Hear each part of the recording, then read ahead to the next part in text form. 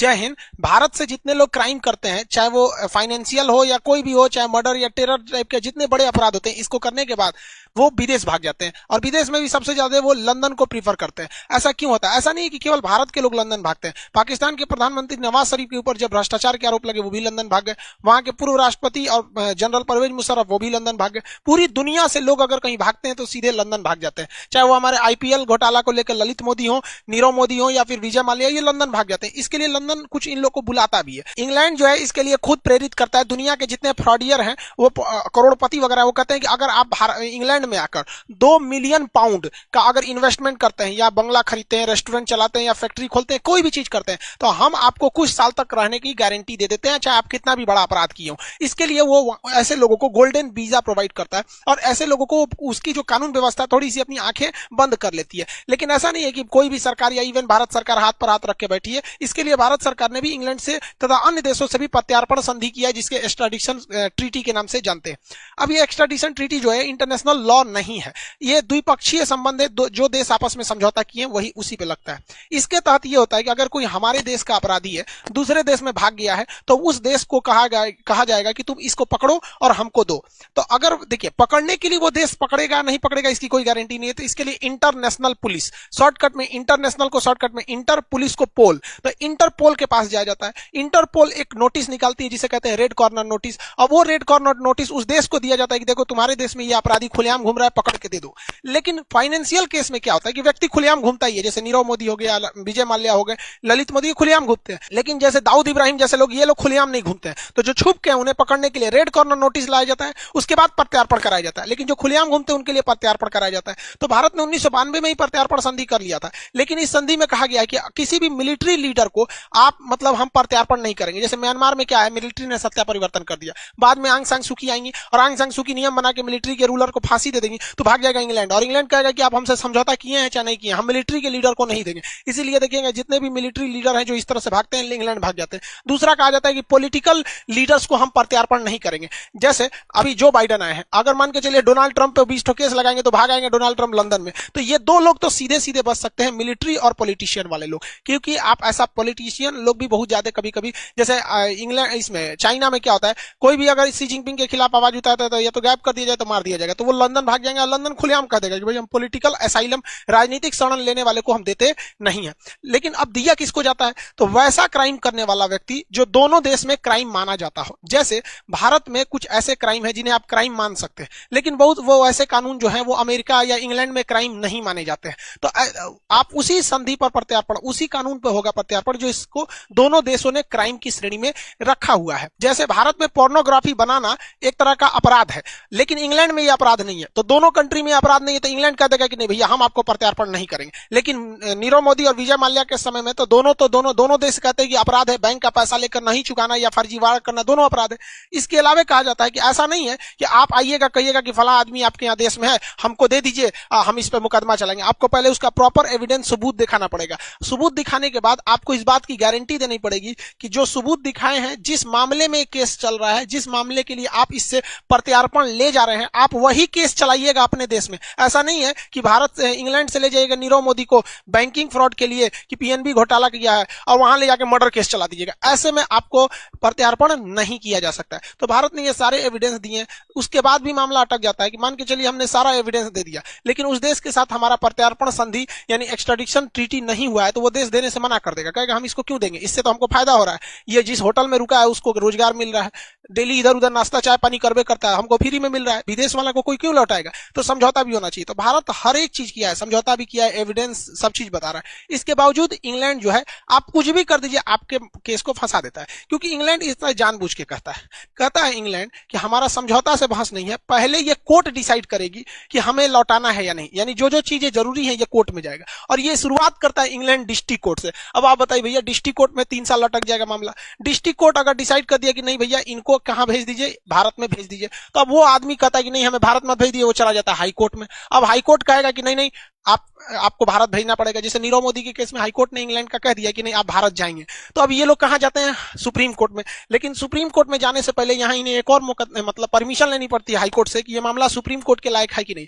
तो नीरव मोदी के केस में जज ने कह दिया हाईकोर्ट का कि नहीं आप भारत ही जाएंगे, आपको ये मामला इंग्लैंड जाने मतलब सुप्रीम कोर्ट जाने लायक नहीं है। लेकिन अगर सुप्रीम कोर्ट जाने लायक रहता तो 1-2 साल और फंस जाता, तो यहां तो खत्म हो गया। लेकिन सबसे ज्यादा अगर किसी को बचाता है तो इंग्लैंड का एक वो है European court of human right.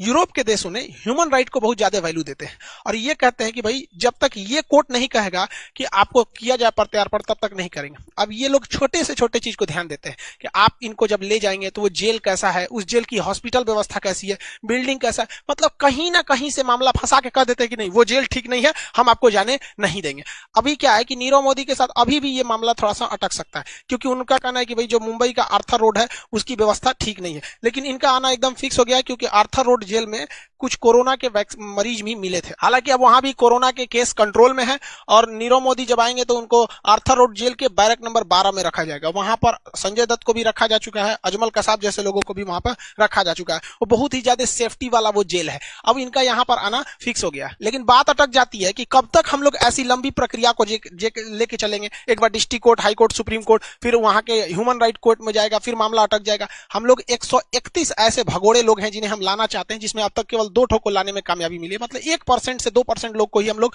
ले आ पाते हैं, बाकी को नहीं ला पाते। तो इसके लिए हमें एक लॉन्ग टाइम सोचना पड़ेगा। हमें एक स्पेशल जेल बनाना पड़ेगा जिसका नाम जेल ना लग के कोई और नाम रखा जाए। जैसे आगा खान पैलेस था, भारत में अंग्रेजों ने बनवाया था, उसी टाइप का कोई पैलेस वगैरह रखा जाए जिसमें खूब बढ़िया इंफ्रास्ट्रक्चर हो, उसका जो गेस्ट रूम की तरह उसका बेडरूम वगैरह हो, गार्डन वहां बहुत अच्छा हो, जिम वगैरह की भरपूर व्यवस्था दी जाए वहां पर, और एकदम बढ़िया योगा मेडिटेशन ग्राउंड हो अच्छे से टहलने वगैरह के लिए, हॉस्पिटल की व्यवस्था, ए ग्रेड स्विमिंग पूल से लेकर इंडोर का जितना गेम है ये सारी व्यवस्थाओं को वहां रख दिया जाए।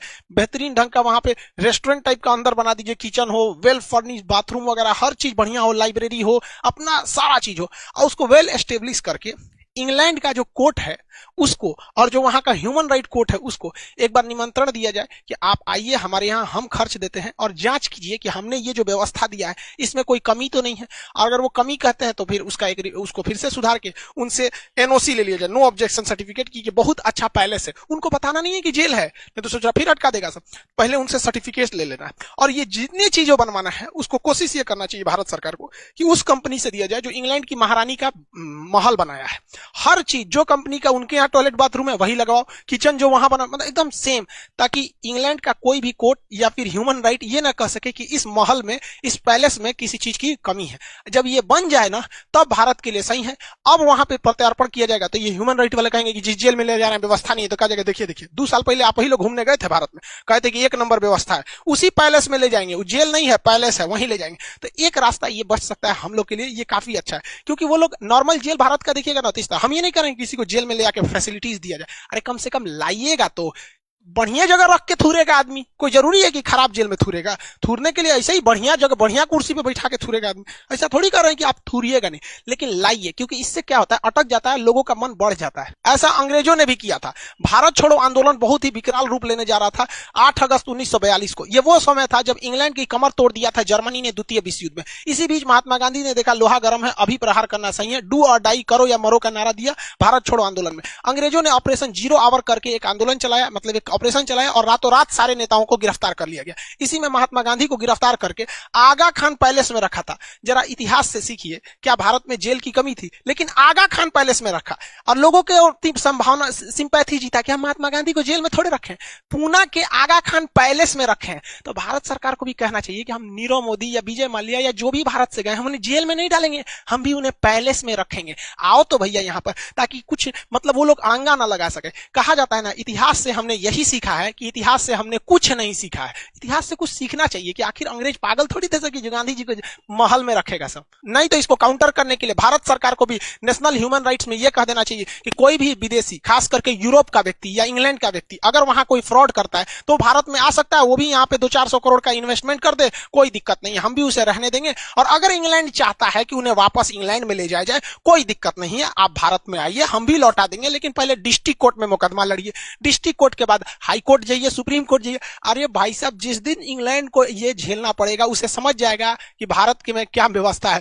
जो चीज कोर्ट कचहरी में गया अटका का अटका ही रह जाता है, चाहे वो एसएससी में गया या कोर्ट में गया, ये तो अटकाने में एकदम माहिर है सब। तब इंग्लैंड को समझ में आएगा कि नहीं भाई, हमारा दर्द नहीं है, तुमको बहुत मजा मिलेगा। ऐसा करना चाहिए, क्योंकि हाथ पे हाथ रखेंगे ना कोई फर्क नहीं पड़ता है इंग्लैंड वगैरह को। ये सब आज क्या सुधरे हैं सर? यही साले हैं सब ना जिन्होंने 200-200 साल तक गुलाम बना के रखा, लोगों को कोड़े से मारा। आपको क्या लगता है इन सालों में इंसानियत है? जलियांवाला बाग यही ना कराए थे सब, आज टाई भी पहन के घूमता है सब। ऐसा नहीं है सब, वो भारत की श्रेष्ठता है, देख रहा है सब कि भारत से ऐठेंगे तो अब काम नहीं चलेगा, वरना आज मौका मिले तो आज ये कचल डालेंगे सब। 2003 की घटना है, रूस के 2 बड़े बड़े उद्योगपति थे, वो रूस को छोड़कर भाग गए इंग्लैंड में, और रूस ने बहुत कोशिश किया, इंग्लैंड को मनाया कि भाई वो हमारे यहां से लोन लेके भागा है, उसको दे दो तुम हमको। लेकिन हाँ, इंग्लैंड कहता नहीं, इसको पहले डिस्ट्रिक्ट कोर्ट में केस चलेगा, फिर हाई कोर्ट में चलेगा, दोनों में केस ये जीत गया। अब ह्यूमन राइट वाले कह सके आपके यहाँ जेल में व्यवस्था नहीं है।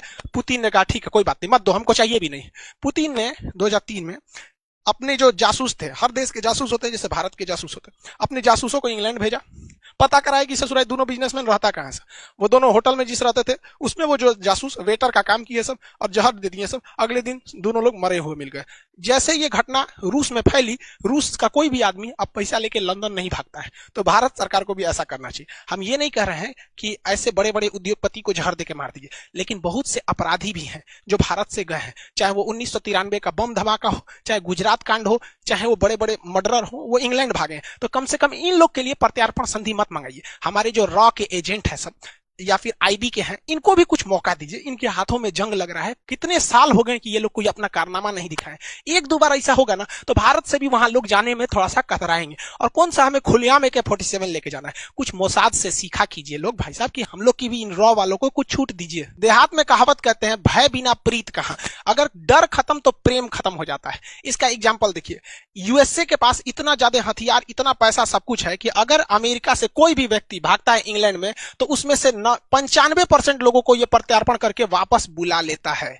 वही भारत का देखेंगे तो भारत से जितने लोग इंग्लैंड जाते हैं उसका 1% लोग को भी भारत नहीं बुला पाता है, जबकि दोनों में सेम समझौता हुआ है। ये पावरफुल है इसलिए ही कर लेता है। तो हम लोग को ये दोहरी नीति अपनाते हैं अंग्रेज सब, शुरुआत से ही इन लोग की कहानी सेम रही है। तो ऐसे हाथ पे हाथ रखने से मन बढ़ने लगेगा। और जो बैंकों का पैसा ये बड़े बड़े उद्योगपति लेके जा रहे हैं, जरा याद कीजिए कि गरीब के अकाउंट में अगर पैसे कम हो गए तो उल्टे पैसे काट लिए जाते हैं। अगर गरीब ने अपना लोन नहीं चुकाया तो बैंक अपना बाउंसर भेज देती है, उन लोग को पीटा जाता है। ट्रैक्टर का पैसा नहीं चुकाया तो घर से आके ट्रैक्टर लेके चले जाते हैं, क्योंकि उन लोग गरीब हैं, उन पे चढ़ सकते हैं। और ये अमीर लोग हजारों हजारों करोड़, 10,000 करोड़, 14,000 करोड़, इतना इतना पैसा लेके जाएंगे, वो उनका पैसा थोड़ी है। या बैंक में जो पैसा है, बैंक लोन बांटती है, बैंक के दादा का पैसा है, वो इन्हीं गरीब लोगों का पैसा है। और वही बैंक जब डूब जाती है तो मॉनिटोरियम लगा दिया जाता है कि आप 5,000 से ज्यादा नहीं निकाल सकते हैं। अभी कई तो बैंक डूबे थे सब, महाराष्ट्र से लेके कई बैंक डूबे सब वहां पर। तो किसी की बेटी की शादी है, मॉनिटोरियम लगा दीजिए कि आप 10,000 से ज्यादा नहीं निकालेंगे। किसी के हार्ट का ऑपरेशन कराना है, हम टीवी पे देख रहे थे, न्यूज पे, कि एक बेचारे बूढ़े थे, कर रहे थे ऑपरेशन कराना है, आप कह रहे हैं 20,000 से ज्यादा नहीं निकलेगा। हम अपने पैसे को हमको सिखाइएगा आप कि कितना नहीं निकाल सकते हैं। रखने के टाइम तो आपने कुछ नहीं बोला था कि इतना क्यों रख रहे हैं, निकालने के टाइम इतना। हम ये नहीं कह रहे हैं कि गवर्नमेंट जानबूझ के कर रही है, लेकिन इन लोग की गलती की वजह से एक गरीब आदमी क्यों भुगतेगा? वही अमेरिका में क्यों नहीं हो जाता है? ये सिस्टम सुधारना पड़ेगा। आप देखेंगे स्विस बैंक को, तो स्विस बैंक में भी क्या है, अमेरिका का पैसा तुरंत स्विस बैंक वापस कर देता है, भारत का नहीं वापस कर पाता है। भारत के करोड़ों रुपए स्विस बैंक में। इवन जब मोदी जी 2014 में चुनाव जीते थे तो एसआईटी का गठन किया था। सबसे पहला काम उन्होंने यही किया था शपथ लेने के बाद, कि एसआईटी का गठन किया गया काला धन का। रामदेव ने, बाबा ने भी बहुत कुछ किया था। अब क्या हुआ काला धन का पता ही नहीं चला। अब काला धन के लिए स्विस बैंक ने भारत के लगभग 200 लोगों का नाम बताया था कि ये लोगों का काला धन है। उस समय विदेश मंत्री सुषमा जी थी और वित्त मंत्री जेटली जी थे। अब ये दोनों लोग नहीं है और 200 लोगों का नाम कहां गया पता ही नहीं चल पाया।